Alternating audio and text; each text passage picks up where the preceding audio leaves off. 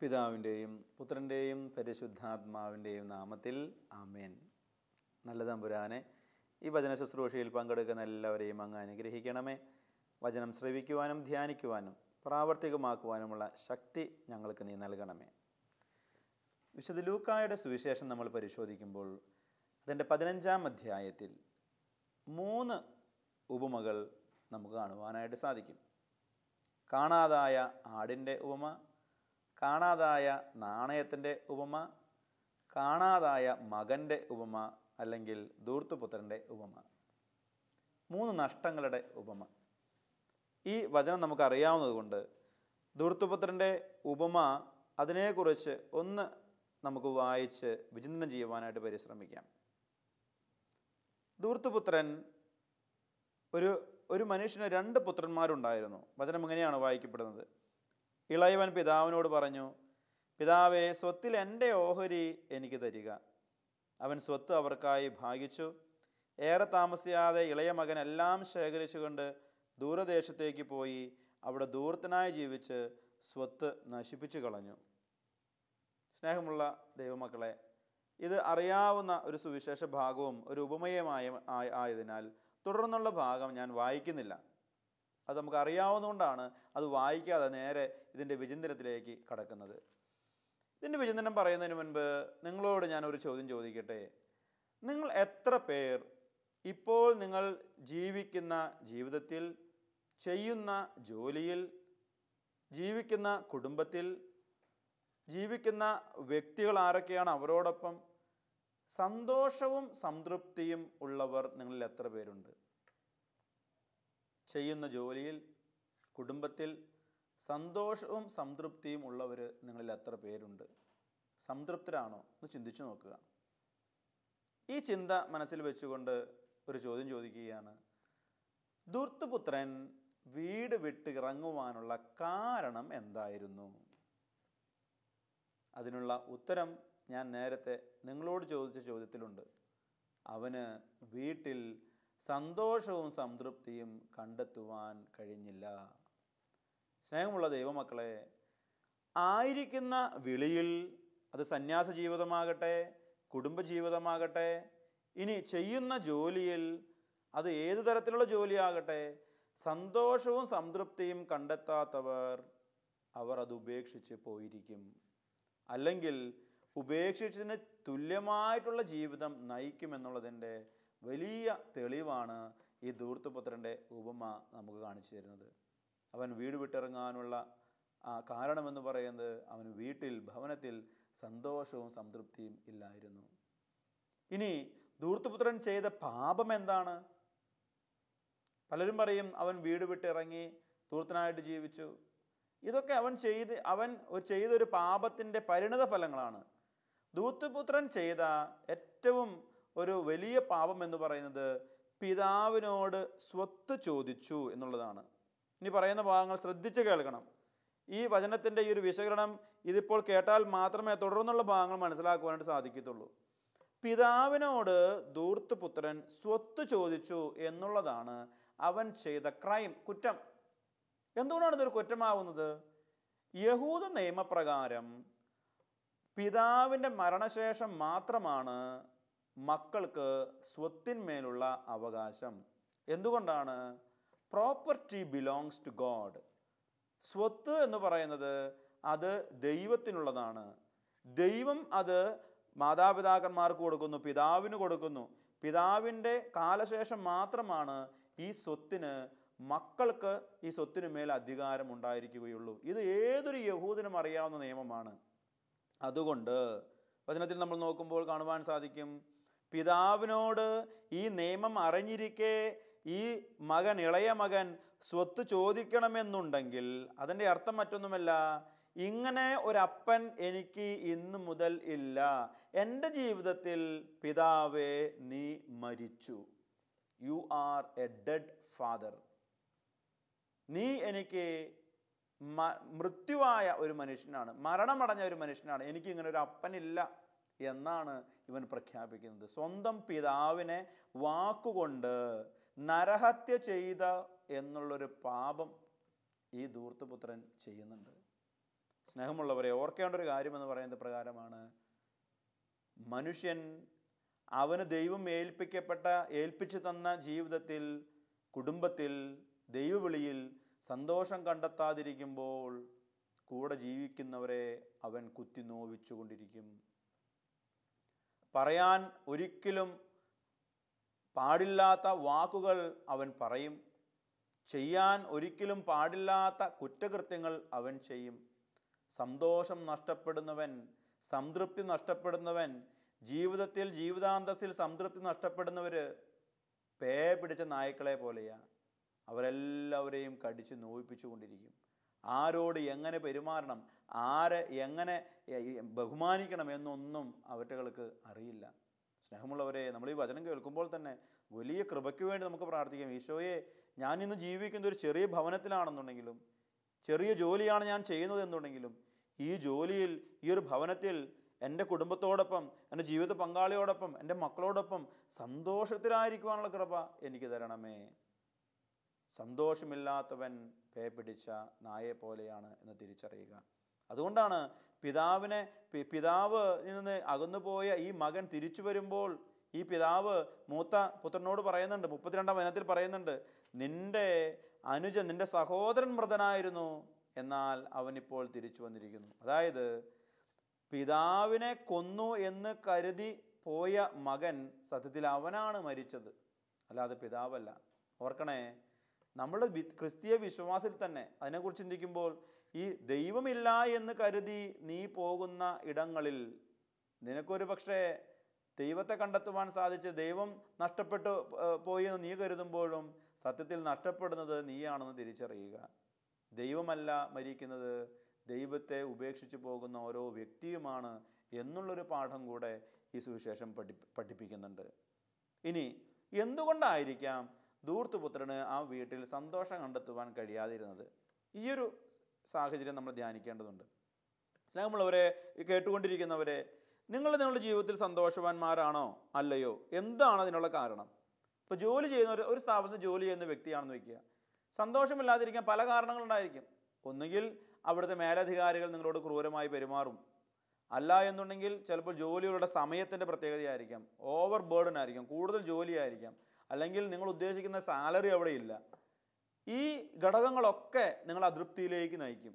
ഈ അതൃപ്തിയെല്ലാം നിങ്ങളെ ആ ജോലി ചെയ്യുന്ന ആ സ്ഥാപനത്തിനോടുള്ള കൂറിൽ നിന്ന്, ആ ഒരു ആത്മാർത്ഥതയിൽ നിന്ന് കുറച്ചു കൊണ്ടുവരുവാനായിട്ട്, ആത്മാർത്ഥത കുറവോടുകൂടി ജോലി ചെയ്യുവാനായിട്ട് നിങ്ങൾക്ക് ഒരു പ്രേരകമായിട്ട് മാറും. ഇങ്ങനെ ഈ ധൂർത്തുപുത്രനെ ഈ വീട് വിട്ട് ഇറങ്ങുവാനുള്ള ആ പ്രേരകം എന്തായിരുന്നു എന്ന് നമ്മൾ ചിന്തിക്കണം. അതിന് സുവിശേഷത്തിൽ തന്നെ കാണാവുന്ന ഒരു ഘടകം എന്ന് പറയുന്നത് അവൻ്റെ സഹോദരനായിരുന്നു. എന്തുകൊണ്ടാണ്? ധൂർത്തുപുത്രൻ ധൂർത്തെല്ലാം കഴിഞ്ഞ് അവൻ വീട് വിട്ടു പോയി തിരിച്ചു വരുമ്പോൾ നമ്മൾ കാണുന്ന ഒരു ഘടകം എന്ന് പറയുന്നത്, ആ വീട്ടിൽ സന്തോഷമില്ലാത്ത ഒരേ ഒരു വ്യക്തിയേ ഉള്ളൂ. അത് ഈ മൂത്ത സഹോദരനാണ്. ഓർക്കണേ, നിന്റെ കുടുംബത്തിൽ, നീ ജോലി ചെയ്യുന്ന സ്ഥാപനത്തിൽ, നീ ജീവിക്കുന്ന സമൂഹത്തിൽ ഈ മൂത്ത സഹോദരൻ്റെ റോളാണോ നീ എടുക്കാറുള്ളത്? മറ്റുള്ളവരുടെ സന്തോഷം കെടുത്തുന്ന വ്യക്തിയാണോ നീ? നീ മുഖേന കുടുംബത്തിൽ നിന്ന് ഇറങ്ങിപ്പോയി വ്യക്തികളുണ്ടോ? നീ മുഖേന നിന്റെ കുടുംബത്തിൽ ഇന്നും കാലുകുത്താത്ത വ്യക്തികളുണ്ടോ? നിന്റെ ഒരുമാതിരി ദേഷ്യമുള്ള മുരടിച്ച സ്വഭാവം മുഖേന എത്ര പേർ ഈ സ്ഥാപനത്തിൽ നിന്ന്, കുടുംബത്തിൽ നിന്ന്, സമൂഹത്തിൽ നിന്ന് അകന്നു പോയിട്ടുണ്ട് എന്ന് ചിന്തിക്കുന്നത് നല്ലതായിരിക്കും. ഇനി അടുത്ത ഒരു ഘടകത്തിലേക്ക് വരികയാണ്. സ്നേഹമുള്ളവരെ, ജീവിതത്തിൽ സന്തോഷം നഷ്ടപ്പെടുമ്പോൾ ഒരു മനുഷ്യൻ ചിന്തിക്കുന്നത് അവൻ വേറെ ഇടങ്ങളിൽ പോയി അവന് സന്തോഷം ലഭിക്കും എന്നുള്ളതാണ്. ധൂർത്തുപുത്രൻ അങ്ങനെ ചിന്തിച്ചത്. ധൂർത്തുപുത്രന് സ്വന്തം ജീവിതത്തിൽ സന്തോഷം, കുടുംബത്തിൽ സന്തോഷം നഷ്ടപ്പെട്ടു. അപ്പോൾ അവൻ ചിന്തിക്കുന്നത് മറ്റിടങ്ങളിൽ പോയി സന്തോഷം കണ്ടെത്താമെന്ന. ഓർക്കണേ, വരികൾക്കിടയിലൂടെ നമ്മൾ ഈ വചനം വായിച്ച് ധ്യാനിക്കുമ്പോൾ, സന്യാസത്തിൽ സന്തോഷം കണ്ടെത്തുവാൻ സാധിക്കാത്തവർക്ക് ഇതര ജീവിതത്തിൽ സന്തോഷം കണ്ടെത്തും എന്നവർ ചിന്തിക്കും. അത് യഥാർത്ഥമായ സന്തോഷമല്ല. സ്വന്തം ഭാര്യയോടൊത്ത്, സ്വന്തം ഭർത്താവിനോടൊത്തുള്ള സഹവാസം ആ കുറവുകളോടുകൂടിയുള്ള സഹവാസം സന്തോഷം നൽകുന്നില്ല എന്നുണ്ടെങ്കിൽ മറ്റ് സ്ഥലങ്ങളിലേക്ക് സന്തോഷം തേടിയുള്ള യാത്ര നിന്നെ എത്തിച്ചേർക്കുന്നത് ഒരു ദുരിതക്കയത്തിലേക്കായിരിക്കുമെന്ന് നീ തിരിച്ചറിയുക. കുടുംബത്തിൽ ലഭിക്കാത്ത സന്തോഷം മറ്റിടങ്ങളിൽ അന്വേഷിച്ച് നടക്കുമ്പോൾ അത് നിന്റെ നാശത്തിലേക്കായിരിക്കും എന്ന് തിരിച്ചറിയുക. ധൂർത്തപുത്രൻ പഠിപ്പിക്കുന്ന പാഠം ഇത് തന്നെയാണ്. കുടുംബത്തിൽ സന്തോഷവും സംതൃപ്തിയുമില്ലാതെ ഇവൻ ചെന്ന് പതിക്കുന്ന ഇടമെന്ന് പറയുന്നത് ഒരു യഹൂദനും ചെന്ന് പതിക്കാൻ പാടില്ലാത്ത ഒരിടമാണ്, പന്നിക്കൂട്ടിൽ. സ്നേഹമുള്ളവരെ, ജീവിതത്തിൽ ദൈവവിശ്വാസം, മാതാപിതാക്കന്മാരുള്ള ആദരവ്, കുടുംബത്തോടുള്ള സ്നേഹവും കൂറും ഇതെല്ലാം ഒരു വ്യക്തിക്ക് നഷ്ടപ്പെടുമ്പോൾ ആ വ്യക്തി ചെന്ന് പതിക്കുന്ന ഇടത്തിൻ്റെ പേരാണ് പന്നിക്കൂട്. ഒരിക്കലും ചെന്ന് പെടാൻ പാടില്ലാത്ത ചില ബന്ധങ്ങളിൽ നീ ചെന്ന് പെട്ടിട്ടുണ്ടോ? ഒരിക്കലും ചെന്ന് പെടാൻ പാടില്ലാത്ത ചില ദുശീലങ്ങളിൽ നീ അകപ്പെട്ടിട്ടുണ്ടോ? ഒരിക്കലും ചെന്ന് പെടാൻ പാടില്ലാത്ത ചില കൂട്ടുകെട്ടുകളിലും സ്ഥലങ്ങളിലും നീ ചെന്ന് എത്തിയിട്ടുണ്ടോ? ഓർക്കുക, നിന്നെ അത് നാശത്തിലേക്ക് നയിക്കുന്നതായിരിക്കും. എന്തുകൊണ്ടാണ് ഈ പന്നിക്കൂട് യഹൂദൻ നിഷിദ്ധം എന്ന് പറയുന്നത്? ലേവ്യരുടെ പുസ്തകം നമ്മൾ നോക്കുമ്പോൾ കാണുവാൻ സാധിക്കും. അതിൻ്റെ 11-ാം അധ്യായം 7-ാം തിരുവചനത്തിൽ യഹൂദ നിയമമാണ്, പന്നി ഇരട്ടക്കുളമ്പുള്ളതാണെങ്കിലും അത് അയവിറക്കുന്നതല്ല, അത് നിങ്ങൾക്ക് നിഷിദ്ധമാണ്. കുടുംബത്തിൽ സന്തോഷമില്ലാത്ത ഒരു വ്യക്തി അവൻ ചെന്നെത്തുന്നത് നിഷിദ്ധമായ ഇടങ്ങളിലായിരിക്കും.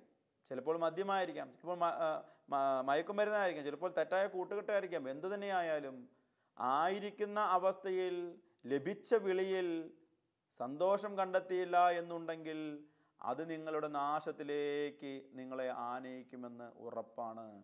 തമ്പുരാനോട് വ്യക്തിപരമായിട്ട് ഇന്ന് പ്രാർത്ഥിക്കണം. യേശുവേ, എൻ്റെ കുറവുകളുള്ള ഈ ജീവിതത്തിൽ നീ നിറവായി വരണമേ. എൻ്റെ ഒരിക്കലും വഴിതെറ്റാതിരിക്കുവാനായിട്ടൊരു വഴിത്താരയായി, വഴിവിളക്കായി നീ പ്രകാശിക്കണമേ. തെറ്റിൻ്റെ വഴിയിലൂടെയാണ് ഞാൻ സഞ്ചരിക്കുന്നത് എന്നുണ്ടെങ്കിൽ ആ ബോധവും എനിക്ക് തരണമേ. ഒരു തിരിച്ചുവരവിലേക്കുള്ള ഒരു വലിയ ആഹ്വാനം നീ എന്നിലേക്ക് അയക്കണമേ. ആ ശക്തി എനിക്ക് നൽകണമേ, ധൈര്യം എനിക്ക് നൽകണമേ എന്ന് പറഞ്ഞ് പ്രാർത്ഥിക്കുവാനായിട്ട് നമുക്ക് സാധിക്കണം. ആയിരിക്കുന്ന വിളിയിൽ, ലഭിച്ച ജീവിതാന്തസ്സിൽ സന്തോഷം കണ്ടെത്തുക എന്നുള്ള വലിയ പാഠം ഈ ധൂർത്തപുത്രൻ്റെ ഉപമയിലൂടെ ഈശോ നമ്മെ പഠിപ്പിക്കുന്നുണ്ട്. സ്നേഹമുള്ളവരെ, തുടർന്ന് നമ്മൾ വചനം വായിക്കുമ്പോൾ ഓർക്കണം, ദൈവത്തിൽ നിന്ന് അകന്നു പോകുന്ന ഒരു വ്യക്തിക്കും പരിപൂർണമായ സന്തോഷം ലഭിക്കില്ല. ധൂർത്തപുത്രൻ അവസാനം പന്നിക്കൂട്ടിലെത്തുമ്പോഴാണ് അവൻ തിരിച്ചറിയുന്നത് എനിക്ക് സന്തോഷം ലഭിച്ചിട്ടില്ല എന്നുള്ളത്. ഇടങ്ങൾ മാറി മാറിയാണ് അവൻ പോകുന്നത്. ദൈവത്തിൽ നിന്ന് നീ എത്ര ദൂരം സഞ്ചരിച്ചുവോ അത്രയും നീ ദൈവത്തിൽ നിന്ന് അകന്നു, നിന്റെ ജീവിതത്തിൽ സന്തോഷം നഷ്ടപ്പെട്ടു പോകും. അതുകൊണ്ടല്ലേ യോഹന്നാന്റെ സുവിശേഷം 15-ാം അധ്യായത്തിൽ അതിൻ്റെ 5-ാം തിരുവചനത്തിൽ പറയുന്നത്, ഞാൻ മുന്തിരിച്ചെടിയും നിങ്ങൾ ശാഖകളുമാണ്. ശാഖയോട് ചേർന്ന് നിൽക്കാതെ മുന്തിരിച്ചെടിക്ക്, വള്ളിക്ക് ഫലം പുറപ്പെടുവിക്കുവാനായിട്ട് സാധിക്കില്ല. അപ്പോൾ ദൈവത്തോടും കുടുംബത്തോടും ചേർന്ന് നിന്ന്, വിളിയോടും ചേർന്ന് നിന്ന് ഫലം പുറപ്പെടുവിക്കുവാനായിട്ട് സാധിക്കണം എന്നുള്ളൊരു പാഠം ഈ ധൂർത്തപുത്രൻ്റെ ഉപമ നമ്മെ പഠിപ്പിക്കുന്നുണ്ട്. സ്നേഹമുള്ളവരെ, ധൂർത്തപുത്രൻ പന്നിക്കൂട്ടിൽ എത്തിപ്പെടുമ്പോഴാണ് അവന് സുബോധം വരിക. എന്താണ് സുബോധം? സുബോധം എന്ന് പറയുന്നത് എൻ്റെ ജീവിതം എനിക്ക് നഷ്ടപ്പെട്ടു എന്നുള്ളതിൻ്റെ തിരിച്ചറിവാണ്. തെറ്റ് പറ്റിപ്പോയി എന്നുള്ളൊരു തിരിച്ചറിവ്. സ്നേഹമുള്ളവരെ, ഈ തിരിച്ചറിവ് ലഭിക്കുമ്പോൾ തിരിച്ചു നടക്കുവാനായിട്ട് ഒരുവന് സാധിക്കണം എന്നുള്ള ഒരു ബോധ്യം, ഒരു വലിയ ഉൾക്കാഴ്ച ഈ സുവിശേഷം നമുക്ക് തരുന്നുണ്ട്. ഇന്ന് തിരിച്ചറിവുകളില്ലാത്തതല്ല പ്രധാനം. പലർക്കും തിരിച്ചറിയാം, അവർ നിബന്ധിച്ച് കിടക്കുന്നത് തെറ്റിലാണെന്ന് അവർക്ക് പലർക്കും തിരിച്ചറിയാം. പക്ഷേ തിരിച്ചു നടക്കുവാനുള്ള കരുത്തില്ല. ഇതാണ് ഏറ്റവും പ്രധാനമറിയിക്കുന്ന ഘടകം എന്ന് പറയുന്നത്. ധൂർത്തപുത്രന് ലഭിച്ച ഒരു ഊർജം എന്ന് പറയുന്നത്, അവൻ ആ പന്നിക്കൂട്ടിലായിരുന്നപ്പോൾ അവൻ പിതാവിൻ്റെ സ്നേഹത്തെക്കുറിച്ച് ഓർത്തു. അവൻ അവിടെ തന്നെ അവൻ്റെ പാപങ്ങൾ മനസ്സിൽ ഏറ്റുപറയുക, പിതാവേ, ഞാൻ സ്വർഗത്തിനെതിരായും അങ്ങേക്കെതിരായും പാപം ചെയ്തു പോയി. അങ്ങയുടെ ദാസന്മാരിൽ ഒരുവനായി എന്നെ അങ്ങ് പരിഗണിക്കണമേ എന്നുള്ളൊരു ഏറ്റുപറച്ചിൽ അവിടെ വെച്ച് നടത്തുകയാണ്. സ്നേഹമുള്ളവരെ, ഞാനും നിങ്ങളുമൊക്കെ ചില തെറ്റിൽ വീണു പോലുള്ള വ്യക്തികളായിരിക്കാം. നമുക്കത് പരിപൂർണമായ ബോധ്യവും ഉണ്ടായിരിക്കും അതിനെക്കുറിച്ച്. എന്നാൽ ആ ബോധ്യം നമ്മളെ രക്ഷപ്പെടുത്തുകയില്ല. പാപത്തെക്കുറിച്ചുള്ള പാപബോധം നമ്മെ രക്ഷപ്പെടുത്തുകയില്ല. പാപബോധം ക്രിസ്തുവിലേക്ക് നമ്മളെ അടുപ്പിക്കുന്നില്ല എന്നുണ്ടെങ്കിൽ അതൊരിക്കലും നമ്മുടെ രക്ഷയ്ക്ക് കാരണമാകില്ല. അച്ചിട്ട് ഉറപ്പിച്ച് പറയുന്ന വാക്കുകളാണത്. പലർക്കും ഇന്ന് പാപബോധമുണ്ട്, പക്ഷേ ക്രിസ്തുവിലേക്ക് നടക്കുവാൻ അവരുടെ കാലുകൾക്ക് അത് ബലം കൊടുക്കുന്നില്ല. അത് പശ്ചാത്താപമായി മാറുന്നില്ല, അത് അനുതാപമായി മാറുന്നില്ല, അതൊരു പുതിയ ജീവിതത്തിലേക്കുള്ള ഒരു വഴിവിളക്കായി വഴിത്താരയായി മാറുന്നില്ല. പാപബോധം അതിനാൽ തന്നെ, കുറ്റബോധം അതിനാൽ തന്നെ നിന്റെ രക്ഷയ്ക്ക് ഉതകുന്ന മാർഗമാവുകയില്ല എന്ന് തിരിച്ചറിയുക. യൂദാസിൻ്റെയും പത്രോസിൻ്റെയും കാര്യം അത് തന്നെയല്ലേ? രണ്ടുപേർക്കും കുറ്റബോധം ഉണ്ടായിരുന്നു, പക്ഷേ ഒരുവൻ മാത്രമേ ക്രിസ്തുവിലേക്ക് നടന്നെടുത്തുള്ളൂ. അത് പത്രോസ് ലീഹായാണ്. അവന് മാത്രമേ രക്ഷ ലഭിച്ചുള്ളൂ. അപ്പോൾ തെറ്റ് പറ്റിപ്പോയി എന്ന് തിരിച്ചറിയുക മാത്രമല്ല, ആ തെറ്റിൽ നിന്ന് പറ്റിയ ആ വ്യക്തിയോട് ആരോടാണോ ഞാൻ പാപം ചെയ്തത്, ആരുമായിട്ടാണോ പാപം ചെയ്തത്, അല്ലെങ്കിൽ എവിടെയാണ് എനിക്ക് പിഴവ് പറ്റിയത്, ആ പിഴവ് തിരുത്തുവാനുള്ള കാൽച്ചുവടുകളാണ് രക്ഷയിലേക്ക് നമ്മെ നയിക്കുന്നത് എന്നുള്ളൊരു വലിയ തിരിച്ചറിവ് ഈ ധൂർത്തപുത്രൻ നൽകുന്നുണ്ട്. അതുകൊണ്ടല്ലേ നല്ല കുമ്പസാരം എന്നൊക്കെ പറയുന്നത് എന്നതാ? നല്ല കുമ്പസാരം എന്ന് പറയുന്നത് പല കുമ്പസാരങ്ങളെ കുറിച്ചും പ്രതിപാദിക്കുന്നതിനായിട്ട് ഉപയോഗിക്കുന്ന ഒരു ഉപമ കൂടിയാണ് ധൂർത്തപുത്രൻ്റെ ഉപമ. എങ്ങനെയാണ് നല്ല കുമ്പസാരം? പാപങ്ങൾ യഥാർത്ഥമായ കുറ്റബോധത്തോടുകൂടി പശ്ചാത്തലത്തോട് ഏറ്റുപറഞ്ഞ് ഇനി അത് ചെയ്യില്ല എന്നുള്ള തീരുമാനമെടുക്കലാണ് യഥാർത്ഥമായ കുമ്പസാരം. അതുകൊണ്ടാണ് വിശുദ്ധനായ ഫ്രാൻസിസ് ഡി സാലസ് പറയുന്നത്, നീ കുമ്പസാരത്തിൽ ഏറ്റുപറയുന്ന ഓരോ പാപത്തിൽ നിന്നും വിടുതൽ ലഭിക്കണമെന്ന് നിനക്ക് ആഗ്രഹമില്ലെങ്കിൽ ആ ഏറ്റുപറച്ചിൽ കൊണ്ട് എന്തു മേന്മ?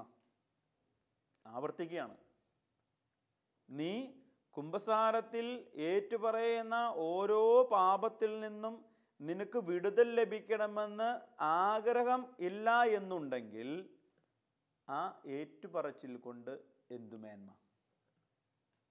നമ്മളൊക്കെ എന്നും ആഴ്ചയിൽ ഒരിക്കലോ അല്ലെങ്കിൽ മാസത്തിലൊരിക്കലോ വർഷത്തിലൊരിക്കലോ ഒക്കെ കുമ്പസാരിക്കുന്ന വ്യക്തികളല്ലേ? ഈ ധൂർത്തപുത്രൻ തൻ്റെ പാപം ഏറ്റുപറഞ്ഞപ്പോൾ ഇനി ഒരിക്കലും ആവർത്തിക്കില്ല എന്നുള്ളൊരു ഉറച്ച ബോധ്യം, വിശ്വാസം, ഒരാഗ്രഹം ഈ ധൂർത്തപുത്രൻ്റെ ജീവിതത്തിലുണ്ടായിരുന്നു. ഇതുപോലെ വേണം നമുക്ക് നമ്മുടെ ജീവിതത്തിൽ. തെറ്റ് പറ്റി എന്നുള്ളൊരു ബോധ്യമല്ല, ആ തെറ്റിൽ നിന്ന് ഞാൻ ചുവടുമാറ്റി സഞ്ചരിക്കും.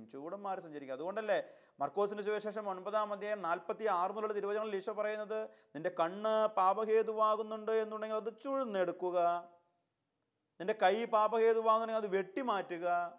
എന്താണ് ഇതിൻ്റെ അർത്ഥം? പാപത്തിലേക്ക് നിന്നെ നയിക്കുന്ന ആ ഇടത്തിൽ നിന്ന് നീ വഴുതി മാറാതെ, നീ നിന്നെ തന്നെ പറിച്ചു മാറ്റാതെ നിനക്ക് രക്ഷയിലേക്കുള്ള വഴി തുറന്ന് ലഭിക്കുകയില്ല. നീ എപ്പോഴും പാപത്തിലേക്കാണ് നോക്കുന്നതെന്നുണ്ടെങ്കിൽ ആ നോട്ടം അവസാനിപ്പിക്കാതെ, അത് അവിടെ നിന്ന് അവസാനിപ്പിച്ച് ക്രിസ്തുവിലേക്ക് തിരിക്കാതെ നീ ഒരിക്കലും രക്ഷപ്പെടില്ല. കുമ്പസാരിക്കും, പക്ഷെ നിനക്ക് യഥാർത്ഥമായ ആ കൃപ ലഭിക്കുകയില്ല. എന്നും പാപത്തിൻ്റെ വഴിയിലൂടെ സഞ്ചരിക്കുന്ന നീ ആ വഴിയിൽ നിന്ന് മാറി നല്ല വഴിക്ക് സഞ്ചരിച്ചില്ല എന്നുണ്ടെങ്കിൽ നീ മാറാനൊന്നും പോകുന്നില്ല. അതുകൊണ്ടല്ലേ പലരും പറയണേ, അച്ഛാ എത്ര തവണ കുമ്പസാരിച്ചിട്ടും എനിക്കെന്തോ ഈ പാപത്തിന് ഞാൻ അടിമയായി വീഴുകയാണ്. അച്ഛൻ ചോദിക്കട്ടെ, നിങ്ങൾ ഓരോ തവണ കുമ്പസാരിക്കുമ്പോഴും ആ ഒരു പാപത്തിൽ നിന്ന് വ്യതിചലിക്കണം, പിന്മാറണം എന്നുള്ള ആഗ്രഹം എത്രമാത്രം നിങ്ങൾക്കുണ്ട്, അത്രമാത്രം കൃപ നിങ്ങൾക്ക് ലഭിക്കും. ഏത് പാപമാകട്ടെ, അത്രമാത്രം കൃപ നിങ്ങൾക്ക് ലഭിക്കുമെന്ന് ഈശോ നമ്മെ പഠിപ്പിക്കുകയാണ്. ഏത് പാപമായാലും ആ ഒരു പാപത്തിൽ നിന്ന് വിടുതൽ ലഭിക്കണമെന്നുള്ളൊരു ആഗ്രഹം നിങ്ങൾക്ക് ഉണ്ടാകണം. ചെറിയതാവട്ടെ വലുതാകട്ടെ. പാപം ചെയ്യുമ്പോഴുള്ള രുചി, പുണ്യം ചെയ്യുമ്പോഴുള്ള നൊമ്പരം, ഇവ രണ്ടാണ്. മനുഷ്യൻ പാപം ചെയ്യാനുള്ള കാരണം എന്ന് പറയുന്നത് പാപത്തിന് രുചിയുണ്ട്. ഏത് പാപത്തിന് രുചിയുണ്ട്? പാപത്തിൻ്റെ ആ രുചി നമ്മൾ ഉപേക്ഷിക്കുവാൻ തയ്യാറാകണം. അല്ലെങ്കിൽ പുണ്യത്തിൻ്റെ നൊമ്പരം പാപത്തിൻ്റെ രുചിയേക്കാൾ ഇഷ്ടപ്പെടുമ്പോൾ മാത്രമേ പാപത്തിൽ നിന്ന് വ്യതിചലിക്കുവാനുള്ള ശക്തി ലഭിക്കുകയുള്ളൂ. നിങ്ങളിന്ന് ഒരു തീരുമാനമെടുക്കുക. എന്നും ചെയ്യുന്ന ഏതെങ്കിലും ഒരു പാപമുണ്ടെങ്കിൽ നിങ്ങൾ മനസ്സിലോർക്കുക, ആ പാപം ഇന്ന് ഞാൻ ചെയ്യുന്നില്ല. ആ ചെയ്യാതിരിക്കുമ്പോൾ നിങ്ങൾ സന്തോഷിക്കണം. പാപം ചെയ്യാതിരിക്കുന്ന അവസ്ഥകളെക്കുറിച്ച് ഓർത്ത്, അവസരങ്ങളെക്കുറിച്ച് ഓർത്ത് നിങ്ങൾ സന്തോഷിക്കുക. ഉദാഹരണത്തിന് ഇന്ന് കുറ്റം പറയുവാനൊരു പ്രലോഭനം വന്നു, അത് ഞാൻ പറയുന്നില്ല. ഓരോ തവണ പറയാതിരിക്കുമ്പോഴും ഞാൻ അതിനെക്കുറിച്ച് സന്തോഷിക്കണം, അതൊരു വിജയമായിട്ട് കണക്കാക്കണം. പാപം ചെയ്യാതിരിക്കുന്ന ഓരോ നിമിഷങ്ങളും ഓരോ വിജയമായി നിങ്ങൾ കണക്കാക്കി നോക്കിക്കേ. നിങ്ങൾക്ക് ദേഷ്യം വരുന്നു, മറുത്തു വാക്കു പറയുവാനുള്ള പ്രലോഭനം വരുന്നു. അത് പറയാതിരുന്ന് നോക്കിക്കേ. ആ പറയാതിരിക്കുന്ന നിമിഷങ്ങളെ കുറിച്ച് ആനന്ദിക്കുക. ആനന്ദം നിങ്ങളെ കൂടുതൽ കൂടുതൽ ആ പാപത്തിൽ നിന്ന് വിടുതൽ ലഭിക്കുന്നതിലേക്ക് ആനയിക്കും. ധൂർത്തുപുത്രൻ കാണിച്ച ഒരു വലിയ ചങ്കൂറ്റമാണ് തിരിച്ചുവരവ് എന്നുള്ളത്. ഇനി ഈ ഉപമയിൽ പഠിപ്പിക്കുന്ന ഒരു അവസാനത്തെ ഒരു പാഠം എന്ന് പറയുന്നത്, സ്നേഹമുള്ളവരെ, ധൂർത്തുപുത്രൻ തിരിച്ചു വരുന്നത് തൻ്റെ ജ്യേഷ്ഠനുള്ള വീട്ടിലേക്ക് തന്നെയാണ്. അതായത് ഒരു കാലഘട്ടത്തിൽ നമുക്കറിയാം, ഇവൻ ചിന്തിച്ചൊരു കാര്യം എന്ന് പറയുന്നത്, ഇവൻ്റെ അധപതനത്തിന് കാരണം, ഇവൻ ആ വീട്ടിൽ നിന്ന് പുറത്തു പോകുവാനുള്ള കാരണം, ഇവൻ്റെ സന്തോഷമില്ലായ്മയ്ക്ക് കാരണം ജ്യേഷ്ഠനാണ് എന്നാണ് ഇവൻ കരുതിയത്. എന്നാൽ യഥാർത്ഥമായി തിരിച്ചറിവ് ലഭിക്കുമ്പോൾ ഇവൻ തീരുമാനിക്കുകയാണ്, എൻ്റെ നാശത്തിന് കാരണം ഞാൻ തന്നെ, മറ്റാരുമല്ല. ഓർക്കുക, നമ്മൾ പലപ്പോഴും ആ വ്യക്തി കാരണമാണ് ഞാൻ എങ്ങനെയായത്, ആ വ്യക്തിയാണ് എന്നെ മദ്യപാനിയാക്കിയത്, എന്നെ മയക്കുമരുന്നിന് അടിമയാക്കിയത്, എന്നെ ഒരു ചീത്ത കുട്ടിയാക്കിയത്, എന്നെ ചീത്ത ഒരു വ്യക്തിയാക്കിയത് അവൻ മുഖേനയാണ്, അവൾ മുഖേനയാണ് എന്നൊക്കെ നമ്മൾ കുറ്റം പറയാറുണ്ടല്ലോ, വിധിക്കാറുണ്ടല്ലോ. എന്നാൽ ധൂർത്തുപുത്രൻ ഈ കഥാപാത്രം നമ്മെ ഓർമ്മപ്പെടുന്ന പ്രകാരമാണ്, എൻ്റെ കുറ്റത്തിന് കാരണം ഞാൻ തന്നെ, എൻ്റെ വീഴ്ചയ്ക്ക് കാരണക്കാരൻ ഞാൻ തന്നെ. ഈ ഒരു വലിയ പാഠം നമ്മെ പഠിപ്പിക്കുന്നുണ്ട്. ജ്യേഷ്ഠനുള്ള അതേ വീട്ടിലേക്ക് ഇവൻ കടന്നു വരുന്നു. അതൊരു ചങ്കൂറ്റം തന്നെയാണ്, ധൈര്യം തന്നെയാണ്. ഒരുപക്ഷെ സ്നേഹമുള്ളവരെ, നിന്റെ മാതാവോ പിതാവോ ആട്ടി ഇറക്കി കാണും വീട്ടിൽ നിന്ന്. ആ ഭവനത്തിലേക്ക് തിരിച്ചു വരുവാൻ നിനക്ക് ചങ്കൂറ്റമുണ്ടോ? നിന്നെ വേണ്ട എന്ന് പറഞ്ഞ് ആക്ഷേപിച്ച ഒരു വ്യക്തിയുടെ അടുത്തേക്ക് തിരിച്ചു വരുവാനായിട്ട് നിനക്ക് ചങ്കൂറ്റമുണ്ടോ? സ്വന്തം തെറ്റുകൾ തിരിച്ചറിഞ്ഞ് തിരിച്ച് ആ ഭവനത്തിലേക്ക് തന്നെ നടന്നെടുക്കുവാനുള്ളൊരു കൃപ ധൂർത്തുപുത്രന് ലഭിച്ചില്ലേ? ഓർക്കേണ്ട മറ്റൊരു ഘടകം എന്ന് പറയുന്നത്, സുവിശേഷത്തിൽ എവിടെയും നമ്മൾ കാണുന്നില്ല ഈ ജ്യേഷ്ഠനും അനുജനും തമ്മിൽ സംസാരിക്കുന്നത്. ജ്യേഷ്ഠനും അനുജനും തമ്മിൽ സംസാരിക്കുന്നത് എവിടെയും കാണുന്നില്ല. സ്നേഹമുള്ളവരെ, കമ്മ്യൂണിക്കേഷൻ, നമ്മൾ പരസ്പരം സമ്പർക്കം ചെലുത്തുന്ന വ്യക്തികളായിരിക്കണം. നിങ്ങളുടെ കുടുംബത്തിൽ നിങ്ങൾ എത്ര പേരുണ്ട്? 4 പേരോ 5 പേരോ 10 പേരോ? നിങ്ങൾ ഒരുമിച്ചിരുന്ന് എത്ര സമയം സംസാരിക്കാറുണ്ട്? ഈ സുവിശേഷത്തിൽ വരികൾക്കിടയിലൂടെ ഒളിഞ്ഞു കിടക്കുന്ന, വായിച്ചെടുക്കാവുന്ന ഒരു ഘടകം എന്ന് പറയുന്നത്, ചേട്ടനും അനിയനും സംസാരിക്കുന്നില്ല. അവർ മറ്റുള്ളവരുമായിട്ട് സംസാരിക്കുന്നു, അവർ തമ്മിൽ സംസാരിക്കുന്നില്ല. നമ്മൾ ഓർക്കേണ്ട ഒരു കാര്യം, കുടുംബത്തിൽ വ്യക്തിബന്ധങ്ങൾ വളരണം എന്നുള്ള ഒരു വലിയ സന്ദേശം ഈ ഒരു ഉപമയിലൂടെ യേശു നമ്മെ പഠിപ്പിക്കുന്നുണ്ട്. അപ്പൻ, അമ്മ, സഹോദരങ്ങൾ ഇവരെല്ലാവരും സംസാരിക്കണം. സംസാരം കുറയുന്നിടത്ത് കൃപ നഷ്ടപ്പെടും. വ്യക്തിബന്ധങ്ങളിൽ സംസാരം കുറയുന്നിടത്ത് കൃപ നഷ്ടപ്പെടും. ഒരു കുഞ്ഞു പറഞ്ഞത് ഇപ്പോഴും ഓർക്കുകയാണ്, എൻ്റെ പപ്പ പ്രഭാതത്തിൽ ഞാൻ ഉണരുന്നതിന് മുൻപേ പോകും, സന്ധ്യയ്ക്ക് ഞാൻ ഉറങ്ങിക്കഴിഞ്ഞു വരും, ഞങ്ങൾ തമ്മിൽ മിണ്ടിയിട്ട് ഏറെ നാളായി. സ്നേഹമുള്ളവരെ, സമ്പർക്കം ചെലുത്തുവാൻ ഈശോ നമ്മെ ക്ഷണിക്കുന്ന ഒരു ഉപമയാണ് ഈ ധൂർത്തുപുത്രൻ്റെ ഉപമ എന്ന് പറയുന്നത്. അച്ഛൻ ചോദിക്കുകയാണ്, നിങ്ങളുടെ കുടുംബത്തിലുള്ള ഓരോ വ്യക്തികളോടും ഒരു ദിവസം എത്ര സമയം സംസാരിക്കാറുണ്ട്? ഫോണിലൊക്കെ, നിങ്ങൾ വിദേശത്ത് ജോലി ചെയ്യുന്നവരൊക്കെ ഉണ്ടല്ലോ, ഫോണിലൊക്കെ നിങ്ങൾ വിളിച്ച് നിങ്ങളുടെ ജീവിത പങ്കാളിയോടോ ഒക്കെ ആയിട്ട് മിണ്ടാറുണ്ട്. പക്ഷേ നിങ്ങളുടെ സഹോദരങ്ങൾക്ക് ഫോൺ വിളിച്ചിട്ട് എത്ര നാളായി?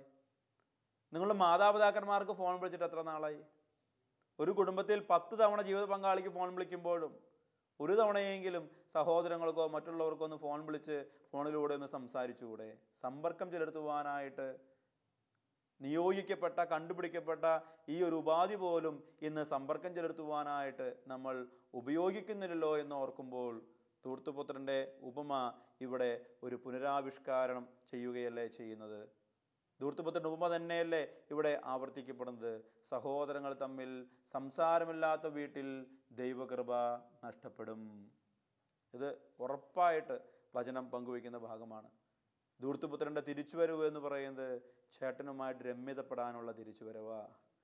ധൂർത്തുപുത്രൻ്റെ തിരിച്ചുവരവ് എന്ന് പറയുന്നത് പിതാവുമായിട്ട് മാത്രമല്ല, തൻ്റെ സഹോദരനുമായിട്ട് രമ്യതപ്പെടാനുള്ള തിരിച്ചുവരവാ.